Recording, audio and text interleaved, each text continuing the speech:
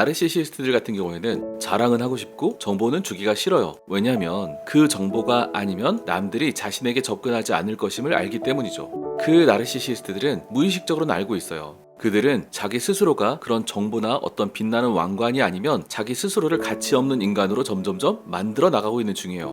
자, 오늘은 자랑에 대한 소셜 스킬에 대해서 한번 얘기해 보려고 합니다. 자랑에 관해서는 방대한 얘기가 있을 수 있기 때문에 첫 번째 시간으로 마련을 해봤습니다.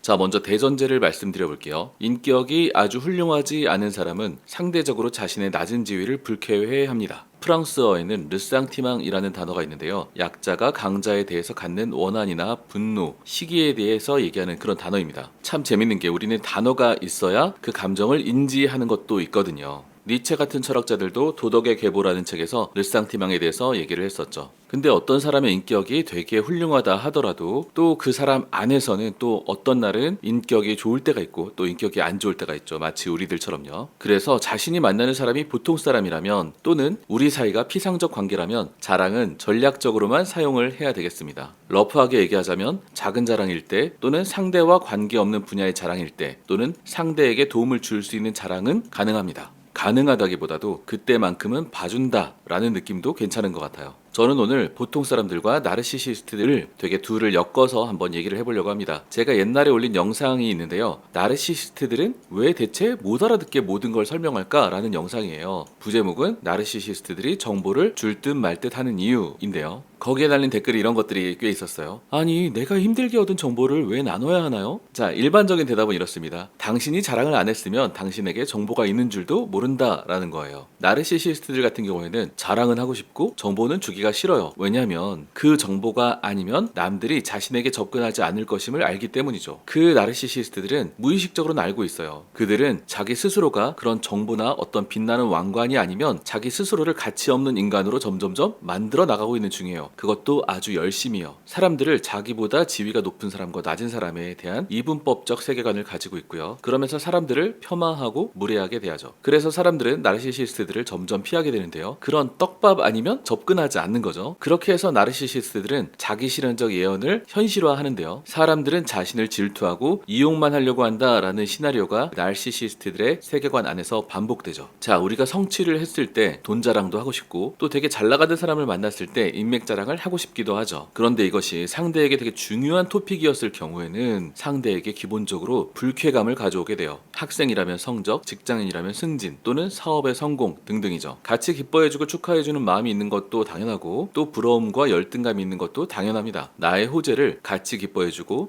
축하받기만을 원하는 것은 욕심이에요. 그러나 이럴 때는 좀 가능한데요. 그 성취나 호재가 나와 다른 분야에 있을 때는 좀 가능하고요. 내 성취가 상대에게 훨씬 더 못 미치면 가능하죠. 상대는 차장인데 나는 대리 승진했다. 이런 거 뭐 맘껏 자랑해도 되죠. 상대는 100억 벌었는데 나는 10억 벌었다. 이런 것도 자랑해도 됩니다. 작은 성취요. 그리고 또 내 성취가 상대에게 이익이 될 때는 가능합니다. 오늘은 이걸 중점으로 얘기하는 중이죠. 자, 자랑은 공짜가 아니라는 말이 있습니다. 자식 자랑은 돈 내고 해라 라는 말도 있고요. 자랑을 할 때마다 시기, 질투, 부러움, 르상티망이 점점 축적되게 됩니다. 상대방이 어떤 에너지 게이지가 있으면 그것이 점점 줄어든다 라고 생각해도 좋고요. 또 상대적 박탈감을 느끼는 어떤 통장이 상대에게 있는데 그 통장에서 돈을 인출한 것과 마찬가지죠. 이런 것들을 생각하지 않고 공짜로 사람들에게 자랑하려다가 사람들이 떠나갈 때 나르시시스트들은 이렇게 얘기를 합니다. 다들 나를 질투해서 떠났어. 자, 우리가 돈 번 자랑이나 인맥 자랑을 했을 때는 반드시 이런 얘기를 듣게 돼요. 야, 그 돈 어떻게 벌었는지 나도 좀 알려줘. 야, 나도 혹시 그 인맥 소개 좀 시켜줄 수 있어? 같이 밥 한번 먹자. 자, 듣는 사람이 친하다면 무조건 나올 수밖에 없는 반응이죠. 그런데 우리 사이가 그렇게 친하지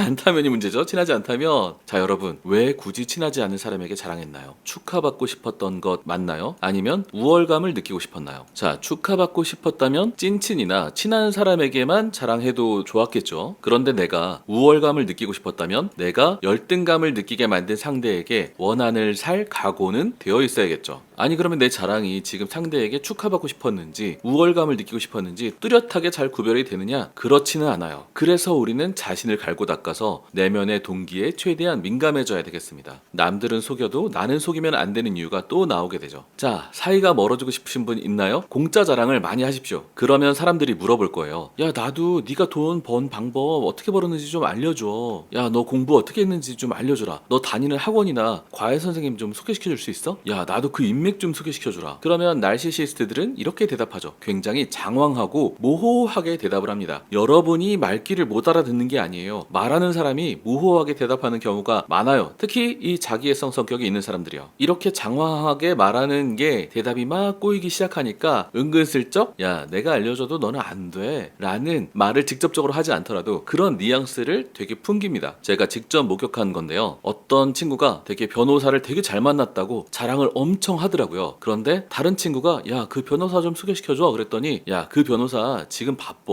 그래서 내가 그 변호사가 한가해지면 물어볼게. 한 9개월쯤 지나면 될 거야. 자기 거는 처리가 가능하고 또 소개시켜달라니까 9개월 후에. 자, 이런 사회적 룰 아무도 대놓고 말하지는 않지만 자랑을 할 때는 그 정보를 나누겠다는 게 국룰이에요 사실은. 그런데 나는 얘랑 정보를 나누기가 싫은데 라고 한다면 그만큼 친하지 않다면 자랑을 안 해야 되죠. 나는 자랑하면서 감정적 이득, 우월감이 주로 많겠죠. 감정적 이득만 얻으려 한다면 그것은 바로 공짜 자랑이죠. 제가 볼 때는 인간관계에서 무전취식과 같아요. 자, 그러면 돈 번 자랑, 인맥 자랑을 하면 안 되나요? 해도 되죠. 친한 사람에게 하시면 되죠. 정말 친해서 내가 그 정보를 나눠줘도 아깝지 않은 사람에게 자랑하시면 됩니다. 또 나와 아예 상관없는 사람에게 하시면 되겠죠. 인터넷 커뮤니티나 또 DC 인사이드 같은 경우에는 실명 가입도 필요 없잖아요. 자, 그리고 분야가 다른 사람, 듣는 상대가 내가 자랑하려고 하는 아이템과 그다지 상관도 없고 관심도 없다면 자랑해도 되겠죠. 나는 별로 관심 없는데 친구가 철인삼종 나가서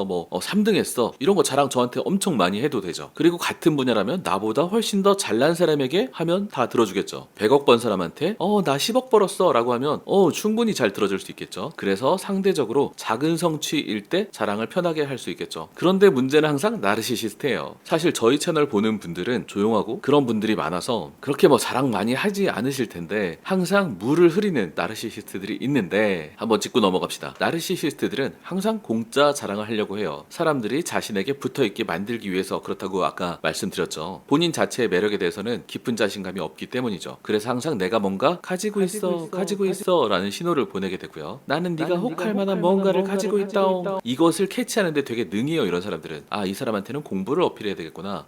이 사람한테는 운동을 어필해야 되겠구나. 이런 거 되게 능합니다. 근데 나르시시스트들은 그렇게 공짜 자랑하게 냅두는 게 좋습니다. 우리가 항상 헷갈리는 것은 이 나르시시스트들이 집단에 들어와서 자기들이 룰을 자꾸 만드는 경향이 있다는 거예요. 이들은 대부분 처음에는 지위가 높고 자꾸 자기가 자랑하면서 이런 자랑의 문화를 자꾸 만들어가요. 이 집단에서는 이것이 허가돼 있고 저것은 허가돼 있지 않다라는 룰이 막 만들어지거든요. 이 나르시시스트들은 자랑 문화를 되게 만들어내기가 쉬워요. 그러면 보통 사람들은 이거 좀 자랑해도 되나? 라고 영향받게 돼 있죠. 하지만 휩쓸리지 말고 영향받지 않는 게 좋겠죠. 이 나르시시스트들은 결국 사람들이 싫어하게 됩니다. 제가 최근에 들은 공짜 자랑은 이게 있는데요. 어떤 의사가 이런 얘기를 하더라고요. 모임에서 내가 기가 막힌 수술법으로 지금 수술하고 있어. 이거 알려지면 대한민국이 뒤집어진다. 그래서 사람들이 물어봤죠. 그거 어떻게 하시는 건데요? 그거 함부로 알려줄 수 없지. 자, 자랑은 하고 싶고 알려주긴 싫고 이런 사람들이 나르시시스트나 테이커일 가능성이 높죠. 반대로 자랑은 덜하고 사람들에게 뭔가 많이 알려주는 사람들은 기버일 가능성이 높고요. 자, 정리 한번 해보겠습니다. 그룹이나 대화에서 자랑한다는 것은 나누겠다는 뜻입니다. 이건 안무의 룰이에요. 이건 정해져 있는 겁니다. 따라서 내가 기꺼이 함께 나누어도 아깝지 않을 만큼 친한 사람에게만 자랑하면 좋겠습니다. 공짜 자랑은 그 룰을 깨는 것인데요. 쟤도 깨고 막 하는데 나는 깨면 안 돼요? 자, 나르시시스트들은 그런 자랑비 내지 않는 자랑을 규칙 위반 이런 것들을 밥 먹듯이 합니다. 그들은 냅둬야 돼요. 결국 장기적으로는 나르시시스트들은 인기가 사라지게 됩니다. 자, 오늘 영상은 여기까지고요. 우리는 스킬을 넘어서 진심으로 가는 중입니다. 저는 다음 영상에서 현자님들을 기다리고 있겠습니다.